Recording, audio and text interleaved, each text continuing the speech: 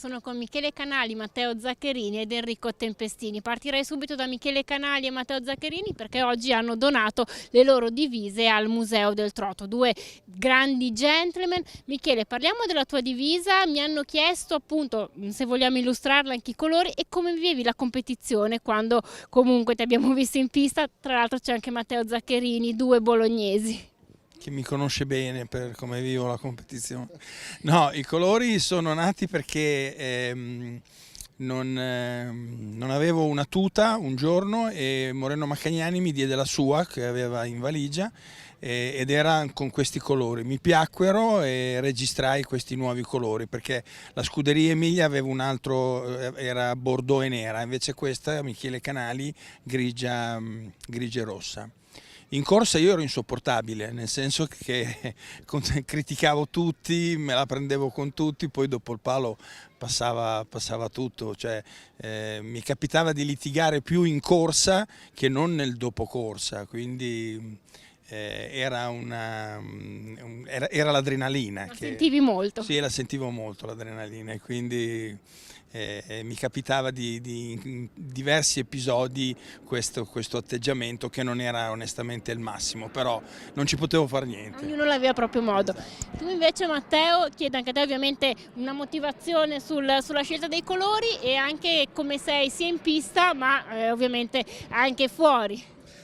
Allora, la mia giubba è nata più o meno come quella di Michele, anche il mio è stato un prestito, correvo all'ippodromo privato di Montechiarugolo aspettando di avere la licenza per le piste ufficiali e ero senza giubba e me la prestò Lorenzo Bortolotti, che se ci fate caso ha la giubba identica alla mia, in realtà sono io che ho la giubba identica alla sua, quindi il motivo è quello. In pista io sono un po' diverso da Michele, ma voglio raccontarvi un aneddoto di Michele che fa abbastanza ridere. Ci sono 3 mesi di sciopero in Italia, no? Allora praticamente il clou era diventato Montechiarugolo, dove io andavo là tutte le volte con 6-7 cavalli, portavo dei cavalli che erano quotidianamente, partecipavano alle corse negli ippodromi che contavano, figurati, a Montechiarugolo andavo là e ne vincevo parecchie.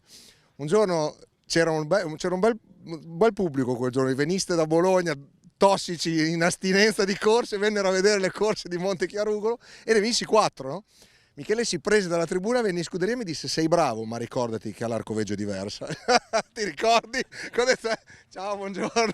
Ecco, Michele era così. Io dico sempre, gli faccio un complimento, ma quello gliel'ho sempre fatto e lo dico, che uno dei successi mio, di Filippo, eccetera, è anche merito suo.